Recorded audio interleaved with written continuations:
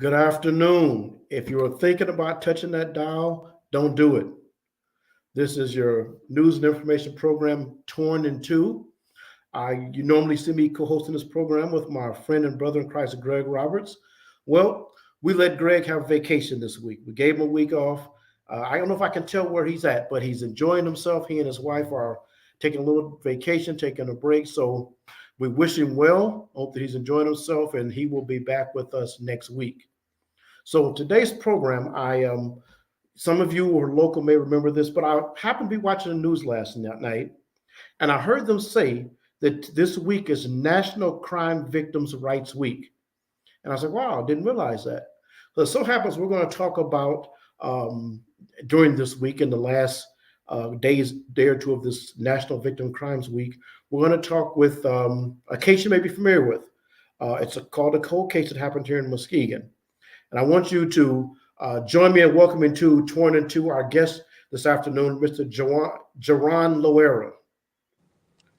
Hey, how Hi, you doing? How Jerron. you doing? Good. How are you? I'm doing good. Thank you for having me. Good. Now, some people in town may recognize your last name, Jerron. hmm Your family's been around the community for a while. hmm But tell the folks what we're here to talk about today. So I think it's been 13 years now. 13 years of cold case since my grandpa's been murdered. Okay. Um, we're here to talk a little bit about that. Still hmm haven't found no clues, no leads, no person of interest, no nothing. Just a bunch of different stories Okay. about a bunch of different things. So you don't know which really to believe. So just trying to spread this story out, get awareness, Okay. and try to get Okay. justice. Let's start off. Tell people who your grandfather was. My grandfather was a Royal Loera. He was the owner of the Flamingos restaurant. Yes. Husband, brother, father, great man all around. Blue collar, real blue collar. Hard worker. Very funny. Um, man, so much I remember about my grandpa. Uh-huh. Yep, and well known in the community. Not just for his good food, but as a good guy. Tried to Yes, help sir. people and a good person. So I know I'm sure it was a tremendous loss to your family. And before we go any further, let me again offer my condolences. Again, it doesn't get any easier necessarily. You just learn to live with it. Yes, sir. It was, Appreciate you. it was what 2012, I believe. So it's been Yep. 11 years. This April, this month, correct? Yes, sir. Okay. Yesterday. Yesterday. Okay. Yep. Do you and your family do anything on his birthday or I don't know the date of his death to sort of commemorate So his life? we normally do a balloon release Okay, at the cemetery on okay, his death date. okay, But with everybody being so busy right now, we haven't got around to do that. But we plan to do it still, sure. probably either today or tomorrow when everybody's free. But normally we do just balloon releases, look candle lightings, and just getting together, being with the family. Okay. And Jerron, if I know, and again, I'm sure you've told the story a lot of times, but some of our listeners may not know. But can you tell people the situations, the circumstances around your grandfather's death? Yeah, so I'll never forget just being at home the day it happened. I was at home playing the game like a regular kid, and I got a phone call out of nowhere. It was my mom, and I seen my mom calling, so I pick it up like a happy kid. Hello, and I just will never forget her telling me somebody killed Grandpa, and I hung up. I couldn't even let her finish. I hung right up, um, stunned. I was in shock. Like I literally didn't know what to do, say. Um, I called my cousin and told him the same thing my mom just told me. He did the Uh-huh. same exact thing I did to my mom. Hung up. Um, just to hear those words, he pulled right up on me. What was the crazy part about it all was driving to the crime scene, actually pulling up to the crime scene and seeing Uh-huh. the caution tape, the people outside crying, the coroners, the cops, the paramedics, just everybody, seeing everybody out there, and just to know for my grandpa. Like that was to be honest with you, I still haven't really even like processed all of it because a lot went on since that happened. So it's just very hard to talk about. Sure. Um, Yeah. but If you don't mind me that's asking, how old were you then? 2012. I was like 14, 15. Okay, so young man, so you see Yeah, everything going on, and I mean you're pricing like a little kid. Okay, yeah, yeah. I was a young kid. I was a young kid then. okay, and forgive me for saying, but just so people understand circumstances, he was beaten and shot, correct? Yeah, no, he was beaten and stabbed. Stabbed. I'm sorry, beaten Yep, and he was stabbed beaten and stabbed. Yep. in his home. Yes, yep, in his home. He was beaten and stabbed. And I don't know if they took anything or what the case was, but yeah, he was beaten and stabbed in his home. Yes, sir. Okay, and so it's been 11 years. So going back to that time, were there any immediate suspects that you're aware that the police had talked to? So we remember some names, but Yeah, with all the stories and stuff going on, we heard so many stories that we couldn't really pinpoint one name and just one person in one situation. So we kind of just let everything ride and try to like just keep our ears close to everything. But uh-huh. we did hear a couple names, but with all the other stories going around, you don't know what to believe. Sure, sure, sure. So, and so I did contact the Muskegon Heights Police Chief. I know this is a cold case. Just asked him recently, have they had any new information? And he said no, they hadn't. But do you all periodically check with the prosecutor, police departments to see if there's anything new? So me personally, I don't. I believe my mom and my aunt does that. Uh huh. Um, with it being so long ago, Mm-hmm. the um the names that I have heard, I don't. It's so I don't know what to stick to. So there's nothing I can really pinpoint. Like I said, I was young too when it happened, so Sure. I wasn't really paying attention to all the details and um, about who could be responsible for it. So Mm-hmm. I try to keep my ears out now and still listen to certain things. Like a lot of people who still have love for my grandpa, they Sure. come back and Yeah. tell me certain stories when they see me, or hey, I heard that this happened, or I heard this actually happened. So when all the stories switch up, it's kind of still hard to believe what actually happened. So Yeah, yeah. With it without facts, yeah. You say you hear things go all different kind of ways. You're not sure what to do with it. yeah, Yeah, yeah, yeah. I didn't know what So, to do with none of the information at that point. okay. So tell us a little bit about how does your family cope with this? It's one thing when you know what happened and you go through the mourning process. That you can have a funeral and those kind of things. How does your family cope with that? So I think one way we cope with it is still keeping the food available every Saturday or every other Saturday at Schultz House Bar. Okay. That usually keeps us tight knit and close together, and bringing it back to how it used to be at the old restaurant. Just having the family there cooking, smiling, laughing, everybody having fun. Um, that's one way we do it. Okay. Another way we do it was to just be around and let our kids play with each other and just joke around about life like the old days. That's another one way we cope with it. But to be honest with you, um, after that coping is done, that pain is still there. So it's Is like that right? it's really never no. It doesn't last long. The coping never lasts long. Okay. Okay. As far as again, it's kind of personal, but any family members, or you get any kind of support? I know they have different groups, support groups, agencies that kind of help people with these kind of issues. As far as anybody reached out to those kind of groups? So no, sir. Yeah. We haven't got any support from like any groups or any local groups like that. Hmm. What we do is we try to stay supportive within the family Sure. and support each Sure. other, and Uh-huh. um and we look forward to like all of the people at when we cook, they show us a lot of love too. So Uh-huh. that's one way we deal with it. Yeah. It's something about gathering around that food that kind of helps, doesn't it? Yeah, right.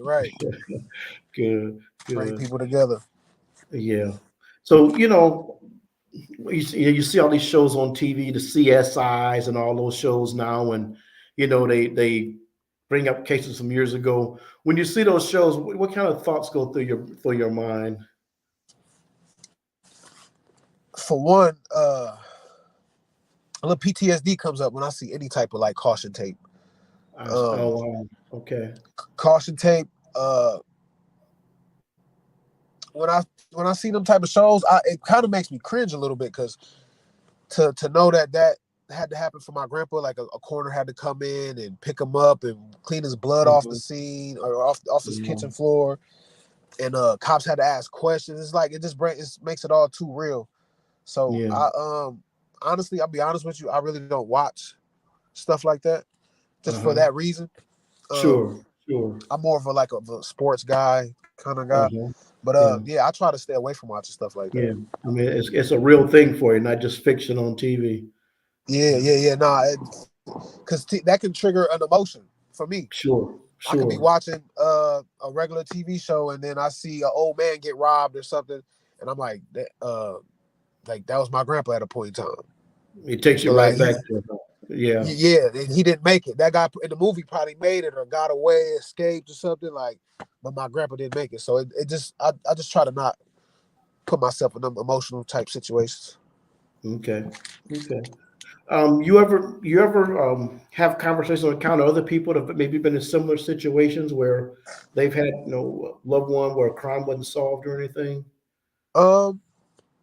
It's actually crazy. I actually talk with people a lot about this type of stuff because it's a lot of people that I know who also have unsolved cases in their family or going on in their life, and I kind of just talk to them about like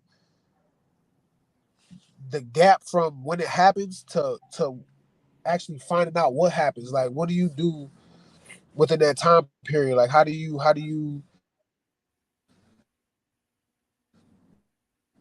talk to people? Are you angry? Are you was the healing process? I don't know how to start healing. Like, that's one thing that I want to work on is healing. But that's one of the most important parts I try to talk to people about is healing. Like, so how do you heal? what kind of things or conversations do people say that you find most helpful?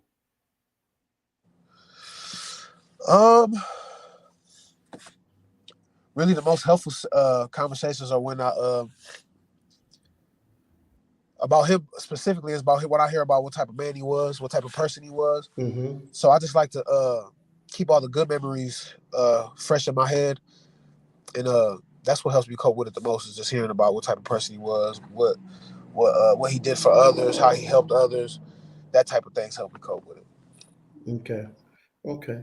Let's go back to the case side just for a minute. So you said, as far as you know, your mom, they kind of periodically will follow up with police and prosecutors, but do you know no one was ever considered a serious suspect in this crime? Is that correct? Yeah, nobody was ever considered a serious suspect. At least not that I know of, to my knowledge. Nope, nobody was ever a serious suspect. Wow, that's something. So it's been folks who are listening. We're talking to Royal Loera. He's the grandson of Royal Loera. You all may recognize the name, the community, former owner of Flamingo's restaurant.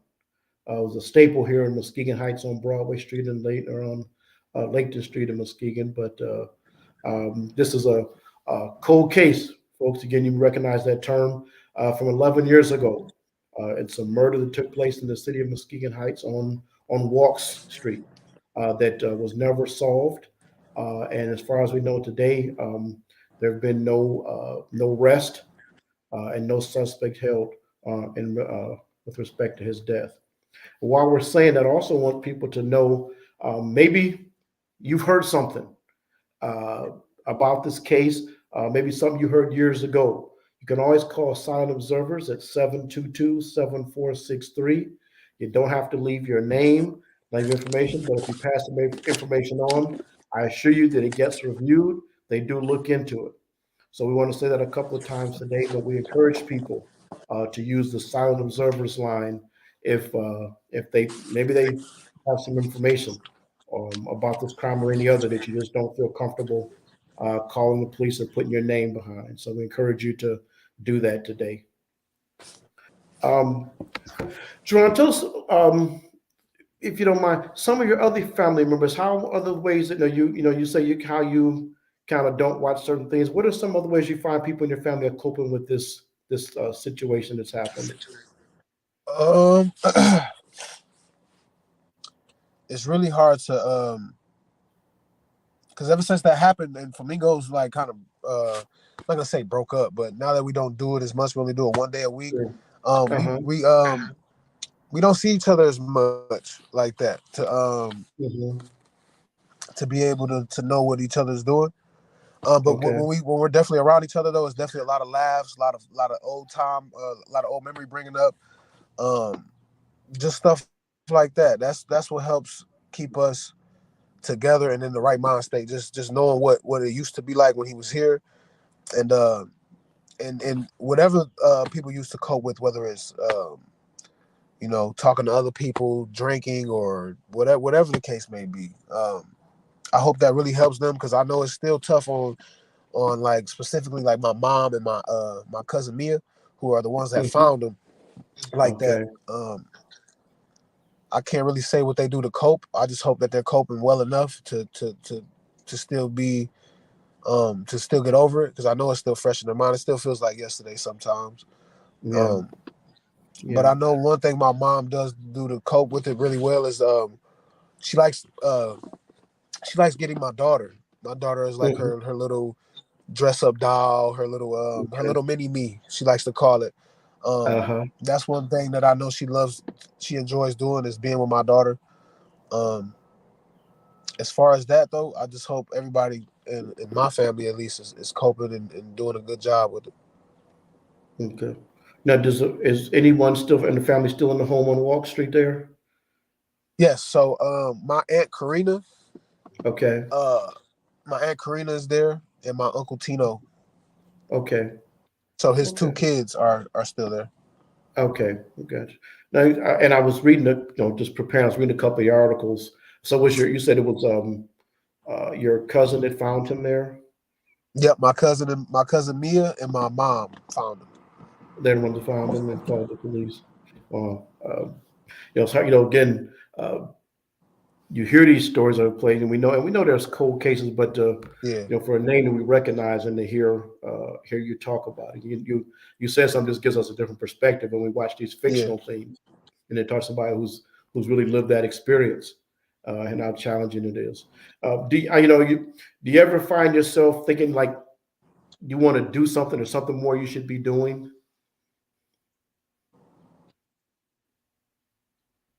Definitely. Because with the type of man he was, I know he would have did something if something was to happen to one of us. So it's definitely Hmm. more I feel like I should be doing, but it's just like I don't know where to start at what to do. So that's a Hmm. confusing step right there, just not knowing where to start, uh, not knowing Yeah. what questions to ask, what direction to go. So I don't know where to start, honestly. Yeah, like you want to do something but don't know what to do. Is like, where do you go? Where do you start? Yeah, it's like what can I do to make like even if he was to even if we did catch the person who did it or the person responsible, who's to say him going to jail for life is gonna make that pain that hurt go away, or even if it's to say, or if even if he gets killed on his own, the person who's responsible, like who's to say that? So it really doesn't even. I don't know where to start at all. Hmm. Hmm. And Jerron, for people listening, I know that we'd had a couple of communications with the station, but tell people why you wanted to come on the program today.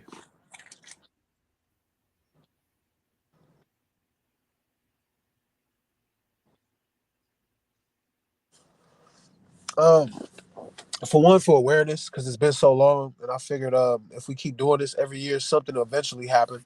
Somebody will Hmm. eventually speak up. Somebody will eventually come forward and say something to either us or law enforcement. And I'm ready just to be the voice for my family to get that awareness for my grandpa. Okay. Okay. So you kind of feel like it's your role now to kind of take this on as a young man and just make sure it doesn't just people remember. Yeah, yeah. I gotta do something. I gotta, yeah, I gotta step into a better leadership role. Okay. Definitely, this is the first step. Okay. Now, have you ever done any interviews before about this subject?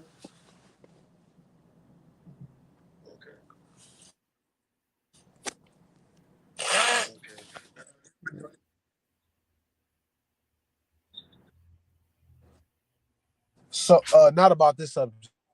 Okay. Nope. Um, do you do you recall the last time and I saw articles from 2011, 2012. Do you remember the last time anybody even talked to your family about this cold case?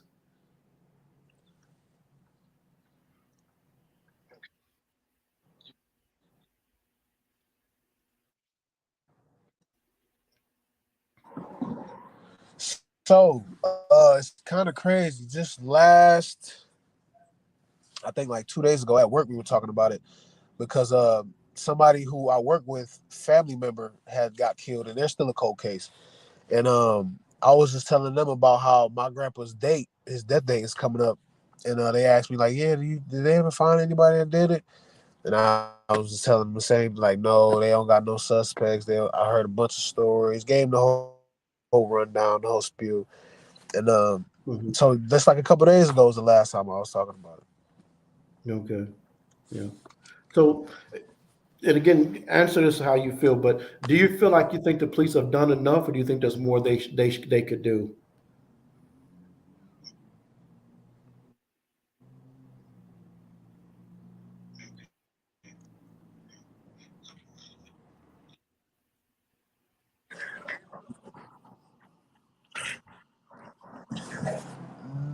To be honest with you, I don't feel like they've done enough. No, because it's with the names that we got when it first happened. Uh huh. I feel like they didn't follow up well enough. Okay. Because if they did, they could have found at least they could have found something. They because if for one, if something like that happens and your name comes up, something's fishy. If your name even comes up as something like that. So what Hmm. they could have did was at least investigate and dig deeper into what happened because it was one story that I did hear that just seemed to look. I don't know if they got the names of them people or whoever told the story, but they definitely could have followed up after that. After that Hmm. story, I figured they could have done some type of investigation and did some digging and to find out what happened. But cool as this sounds, there's a lot of cold case. Okay. John, you're breaking up a little bit there.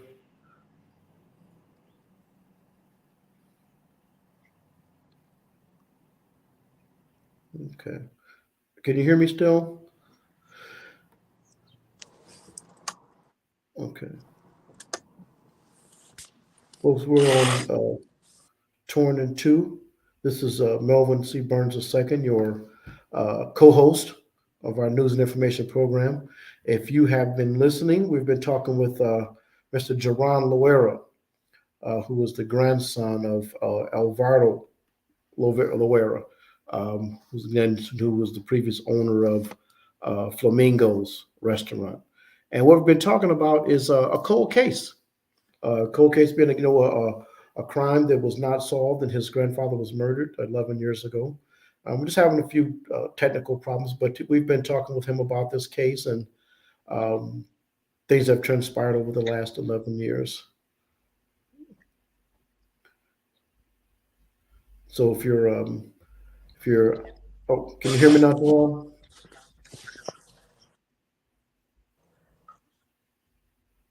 Okay, all right. Jerron, can you hear me now? Okay, I think we're still having some connection issues. But if you're out there listening, what's been your experience? Have you ever been any uh, cold cases in your family or friends where there's been a death or homicide and there's just been no answers? In this case, there have been no suspects arrested, no one tried or convicted. It was just cold, as they say.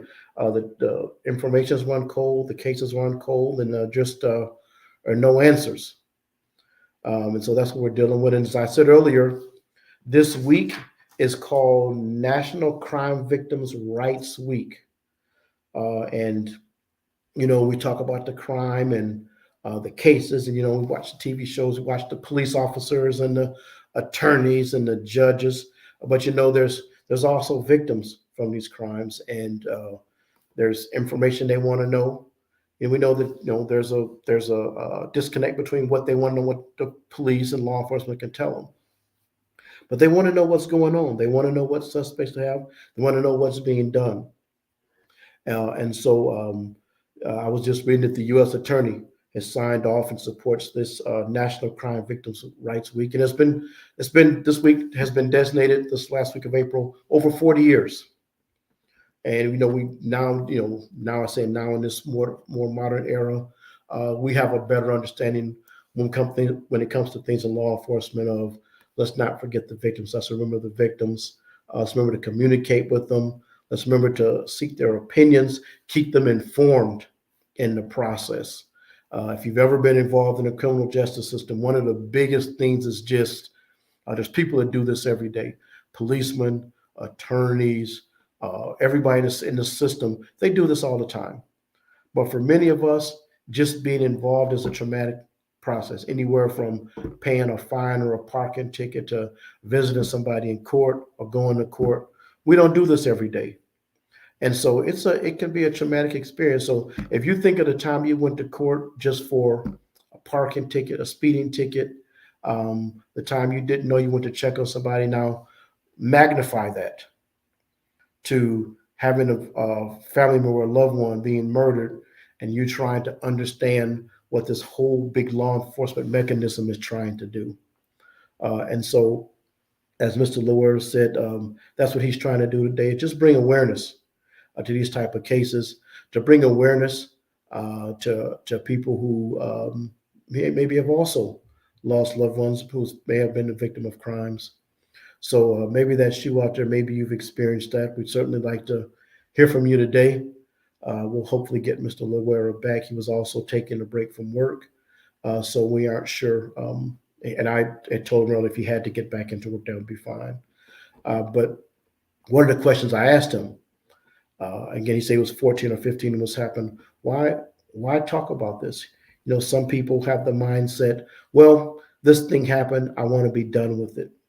It's kind of hard to be done with it when it's not done. And so again, he says he wants to bring awareness to the situation, awareness to people who have lost loved ones, for people who have maybe been involved in cold case situations where there's just no answers.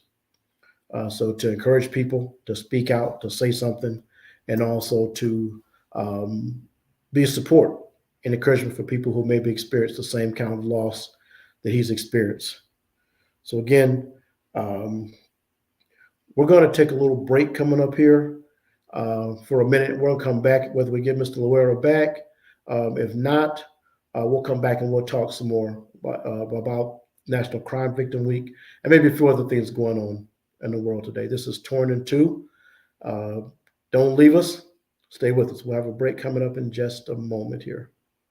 As an Olympic athlete, I prepare for everything. So when I became pregnant, I thought I was ready. But at 32 weeks, I was diagnosed with severe preeclampsia and had an emergency C-section. Looking back, had I known the warning signs, I would have talked to my doctor sooner. Too many women die of pregnancy-related complications, and most are preventable. If you or someone you know is pregnant or recently had a baby, learn the warning signs. It could help save her life. Hear her. The wait is over. The all-new Umoja Radio Network, home to over 40 Black-owned radio stations and podcasts, is here for you. Connect to the world's fastest-growing collection of unapologetically Black and proud media, from podcasts to independent Black-owned radio stations, and access to the important news and music you need. Umoja Radio is from our culture, by our culture, for our culture. The all-new Umoja Radio is available right now on Google Play and the Apple Store. Join the movement. Be empowered. The second annual I Am Her Feminine Hygiene Drive, supporting young ladies from Ghana, Africa in need of everyday essentials and feminine hygiene products, was a great success. Thanks to the generosity of our community and organizations like Period.org, Muskegon Heights Public School Academy, Confident Cosmetics, Muskegon Heights Alumni Chapter of Delta Sigma Theta Inc., and everyone who made a contribution. Hundreds of young ladies and village members received essential items. The community made a lasting impact with more than 10,000 sanitation items donated. If you would like to help, donations can be made year-round by dropping off items in the donation shed at the Mays and Wright Media Center, located at 1877 Peck Street, or making a contribution to paypal.me/1037thebeat. For more information, call 231-727-5007. Thank you for supporting I Am Her Foundation. Good afternoon.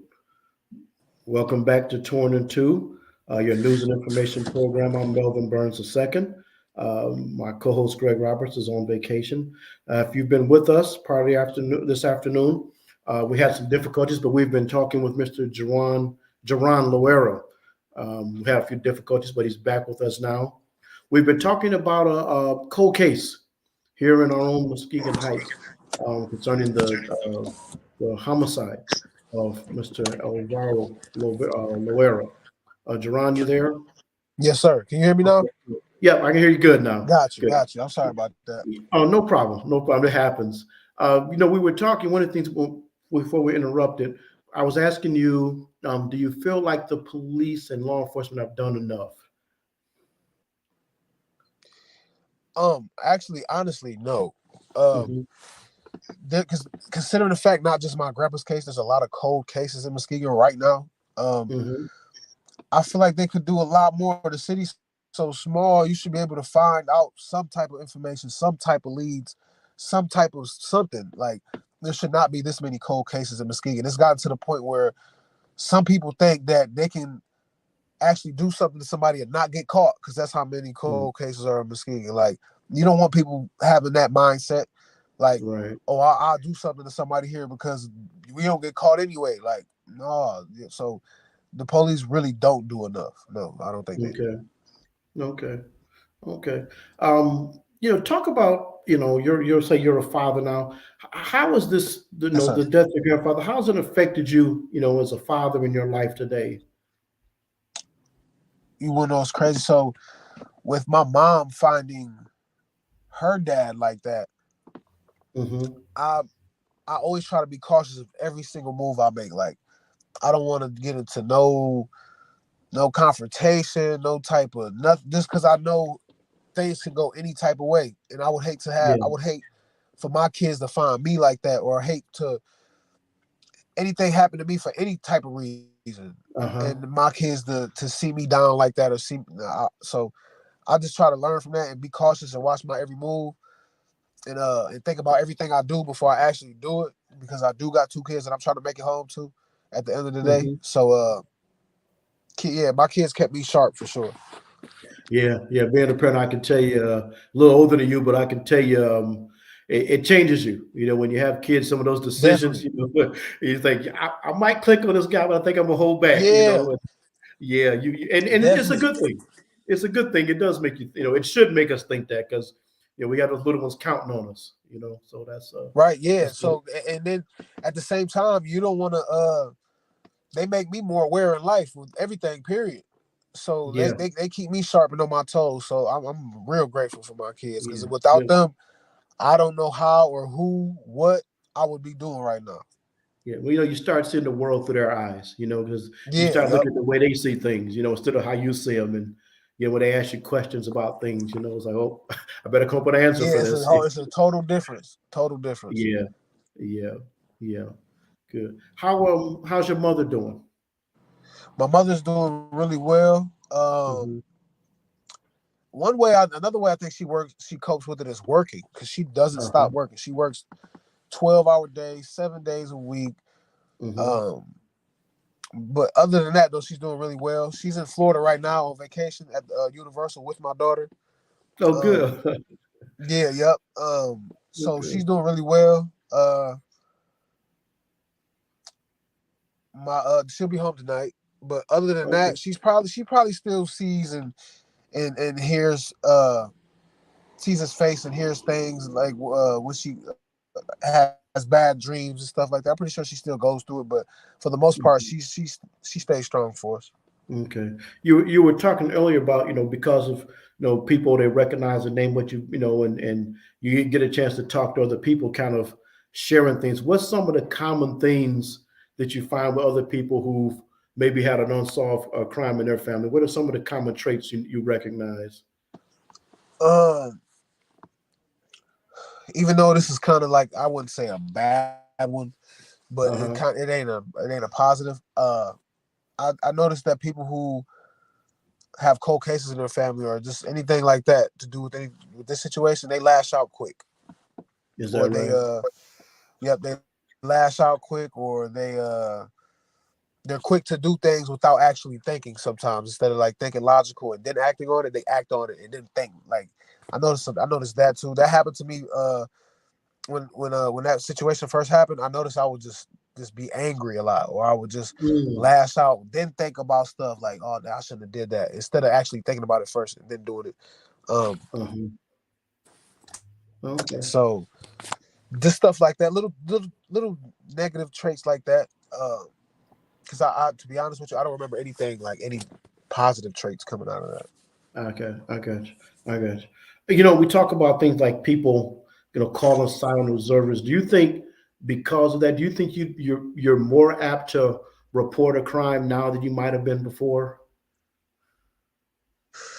Um, for people, yeah, because some people don't like the anonymous style of it. That way, they Yeah. don't have to tell their name. They don't have to tell any information. They just tell the crime, and so yeah, hopefully that makes people more comfortable with coming forward with uh with details about certain situations, and especially Uh-huh. if it has to do with your family. Yeah. Hopefully that makes people more comfortable with coming forward with information. Okay. Good. Good. Again, folks, we're on Torn in Two. This is National Crime Victims' Rights Week, and we're talking with Jaron Loera, the grandson of Alvaro Loera, of a former staple in Muskegon, Flamingo's Restaurant. Many of you all remember it well. I put on a few pounds there myself with that chips and cheese back in the day. And I don't know what they did. I don't know what y'all did there, but man, that chips and cheese would get me every time. Uh, but Yeah, thank my grandpa, man. there was a special secret he had there, huh? But many of Yeah, us I remember. don't know what. I still don't know to this day what they do. You got I to get still over to don't. get the family secret about the chips and cheese. But Yeah, I gotta get in on that. They gotta tell me what's going on. yeah, what I remember when you come in the store, you'd see him, he just was a friendly person. He knew people Yeah, came in the store, just a friendly guy, and I remember people, I say, going to Flamingos, like they were like going to like a family place. It's like going up to yeah, Flamingos, but he knew people, and yeah, and definitely. new people came in the store, and were just it was a friendly place, and think he helped create that atmosphere there. And again, Always, yes, I can sir. remember well enough that it was a shock. It was a shock Yeah, when the news came out that he passed. People were just kind. I'm sure for the family, but for those who weren't part of the family, just kind of stunned. You were like, "What?" And again, unfortunately, people were kind and of what made it? sharing the news and telling people, and people were just like, "Really?" Just kind of stunned Yeah, that it happened. and what Mm. made it all worse was before he actually died, before he was killed, he was sick in the hospital with pneumonia the week before. Is that I right? remember being at Flamingos, and we get a call saying he can't move. We had rushed over there, and my cousin Eric, and I think his mom Karina was helped pick him up, take him to the hospital, get him all taken care of, and then so yeah, that's what really made it suck. He was sick and weak, and just he wasn't healthy, and then so for us to know that he was sick, weak, had pneumonia, and then to hear he got beaten, robbed, and stabbed, it was just like, whoa, like that didn't even have. That was an old man. Y'all didn't have to You know, y'all didn't have to take advantage of him like that and beat him and stab him. And he already couldn't move. He already couldn't do much. So that was the biggest. Yeah. Yeah, I think, and we were kind of breaking up before. I went back and read some articles from 2012, 2013.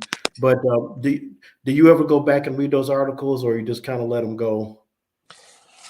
I kind of let him go. Uh, um, the only article I do read, or I go, it's like if I see it on like the news, one of my cousins or family members shared it, then I'll go read it real quick. But other than that, I don't really go looking for the articles. I just let them stay where they are. Okay, and I think I was asking, um, do you do you recall the last time somebody in your family maybe did an interview or something like an interview or something related to this cold case? Last time, I think it was last year around this time. Okay, I think around they that did time. I forgot with who, but they did a podcast. They was on somebody's podcast talking about this situation. That's the last Mhm. time that I remember somebody interviewing them or talking to them about this type of situation. Okay, yeah, and there's people, I know there's people who do these things nationally, and sometimes they'll get interested in cases. And I think I was reading an article from last year, then I read a couple back from again 2012, 2013. And there's all this attention when it first happens, and then after a Right. while, it's kind of like the calls and the questions aren't as frequent from other people. Yeah. Yep. That's that Yeah. time. That's time goes by. The urge for answers kind of wind down a little bit. You like, they ain't said nothing in this long. They ain't gonna say nothing today. So you kind of let it go into the back of your mind a little bit, for sure. Hmm. Yeah. Yeah. Um, we just for people who may have come in and joined us late, tell people why you decided you wanted to do this interview today. And I know you gave it some thought, Um, and some consideration. I'm just ready to be the voice for awareness for my family. Hmm. It's been 11 years, so I figured why not speak up? Why not speak up and be that person that demands answers and demands justice for your family? I mean, I'm pretty sure my grandpa would do the same thing for me. Okay. Yeah. Do you feel like the more you say things, you might just stir somebody up out there, and you have that thought somebody maybe did see or hear something, and Yeah, they're still maybe sitting on it. somebody conscious is gonna eat them up.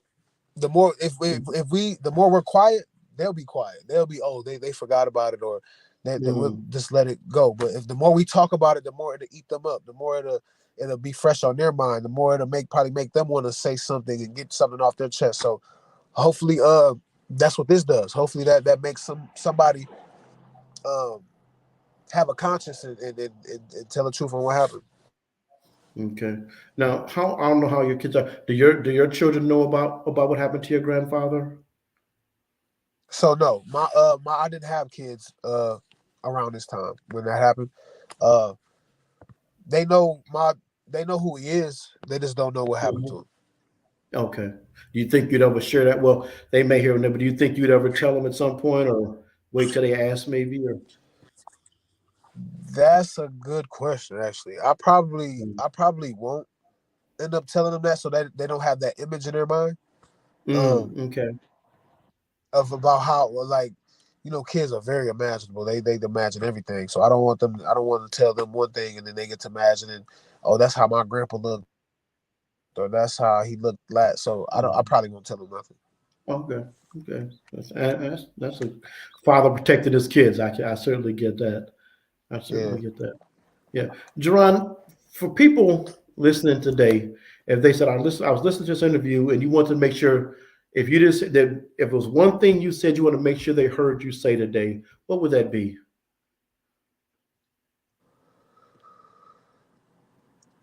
Uh, that's another good question right there. Probably would be, after 11 long years, don't be scared, man. Don't be scared to speak up. Don't be scared to come forward to one of us, especially um with how approachable people know we are. Don't be scared to speak up and say anything, because um you speaking up could give us a lot of closure in our lives and make our lives a lot easier and just to go about it, because any little thing can remind me of that situation. Like the other day, I was working at the show's house with my mom and two cousins, and my and I had on the flamingo button up, and then just seeing that, looking down at it, just like, damn, that just puts me at the old restaurant, hearing my grandpa just yelling at somebody, cussing somebody out, and then joking with them, laughing, and then just that little nostalgia, just little stuff like that, just brings me back to everything. So the person who was scared to speak could give us closure. So please don't be scared to speak out and let us know anything that you know or anything that somebody else knows, to tell the family, so that way we can, just sleep peacefully at night and get some closure in our family. Yeah. It's funny you say that. I'm like, every once in a while around town, I'll see somebody wearing a old Flamingos jacket or a T-shirt or something, Oh, Flamingos, yeah. In fact, there was somebody, somebody who hadn't been to Mesquite before. I was asking about the restaurant. I said, no, the restaurant's not here anymore, but it definitely made an imprint on the community. Yeah. Definitely did. And I miss that restaurant every day. Every time I ride past it on Lakeland, I can still see certain. I can still see the rooms, the grease popping from the chips, like little stuff like that. I can always just stuff like that. That just keeps me going, puts a little smile on my face as I ride by. For sure, a lot of good memories, for sure. A lot of good memories. Again, we've been talking with Royal Loera. This is National Crime Victims Rights Week, and as I was saying earlier, we watch these shows, we watch the interaction with the police and the court dramas, but we don't always get a clear picture of what's happened to the family, what's happened to the family who lost a loved one, what happens to the family that doesn't get it. On TV, we get the crime, the court, the conviction all in 1 hour. And in real life, it doesn't always happen that way. So we're talking with a young man who it's been 11 years. They're still waiting for justice. They're still waiting for the murderer of their uncle and father and grandfather, for him to be brought to justice. And so you might be out there, you may recognize the story, especially if you're in the Muskegon area. You can still contact Silent Observers. We're going to put the number up on the screen again. And not just for this case and this family, and Jerron's telling us his story and his family's story, but there's so many others, as he's pointed out, he's come in contact with who have lost loved ones, and there are no answers. And so what we're hoping today is that he's putting a face to these stories. They're not just stories we hear. We can read the news and just scan through things.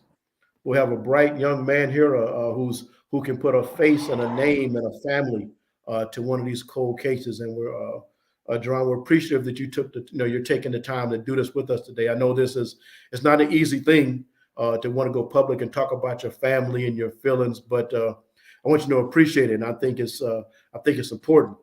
I don't like to leg, but as a young man, I think for you to say you want to take this role in your family and how you have taken it into how you want to raise your kids, I think it shows you've even learned things from your grandfather about how to be a man and where you step up in your family. So we appreciate you willing to step up and do this interview today. What do you think's going for the future for you? You've done this interview. You kind of see her taking a new role. What do you see yourself doing in the future with respect to dealing with this cold case? I see me demanding more answers. Actually, trying to go about things the right way, asking for the answers instead of being angry and what happened, and what actually going about things the right way and trying to piece together the story and just start talking to people. Like I remember when it first happened, we kind of shut off and shut down away from everybody and just kind of shut everybody out of our world. But it's part of our responsibility too to get out there and talk to people. That way they can feel comfortable with dealing with us and making everything comfortable for everybody. So hopefully after this interview, I start speaking up more, more clearly, and just trying to get justice, man. That's hopefully that's what comes from the end of this is justice. Yeah, I have a good friend of the show, Miss Benita Threadgill. She says, these cases are so difficult. I can't even imagine not having closure. Even a small tip could yield information to be shared where clues can come together. There are far too many unsolved, and the victim families deserve justice. Yeah, we certainly agree with that, Benita. Thank you for coming and following the program like you do.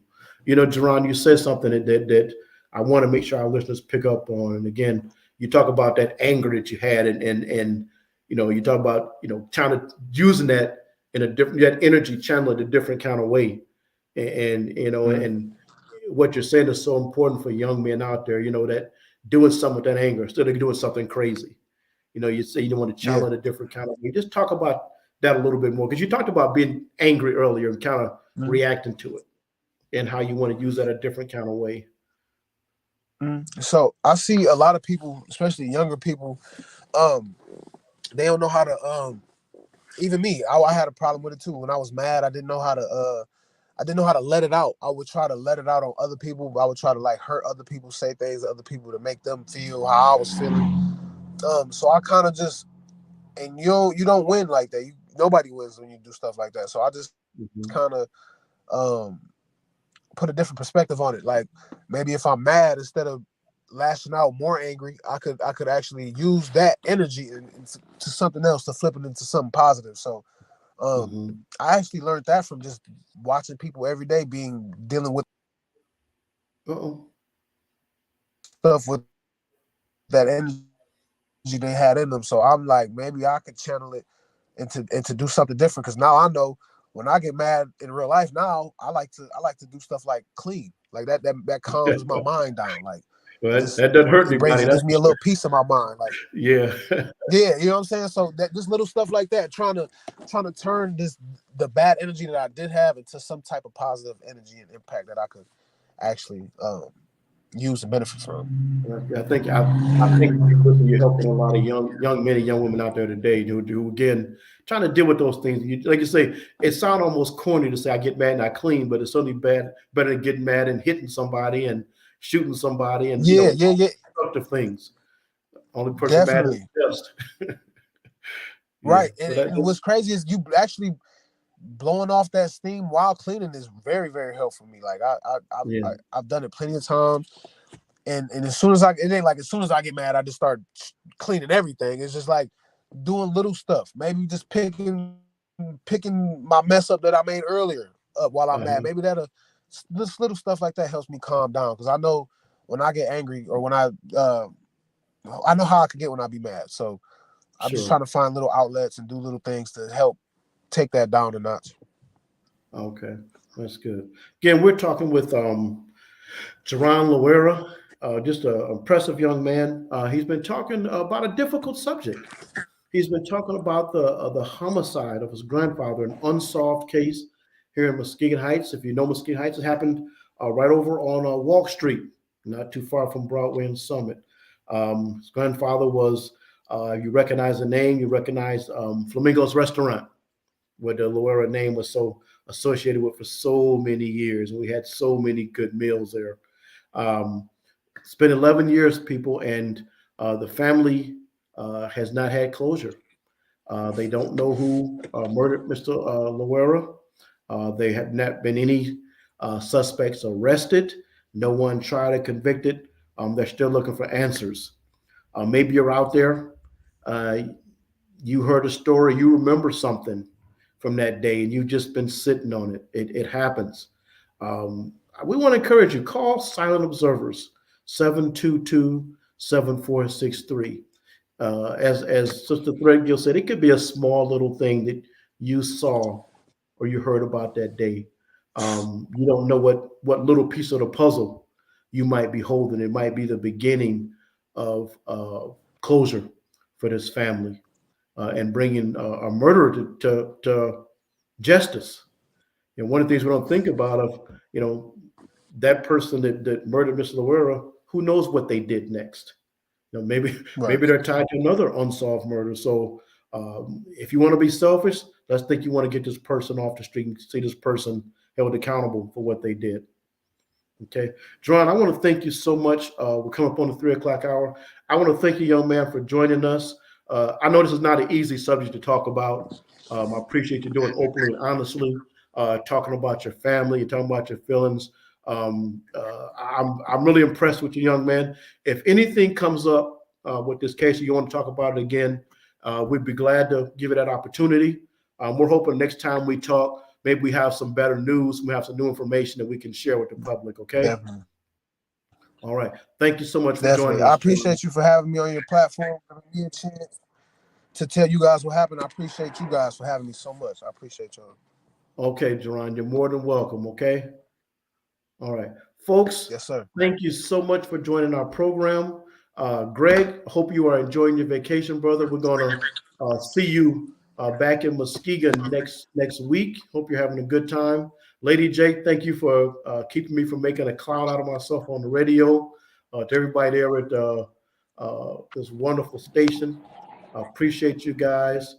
Next week, we'll be back with more news and information. This has been Torn in Two, as my brother Greg likes to say. Go out and sow a seed. Do something positive for somebody. Watch your life change and their life change with it.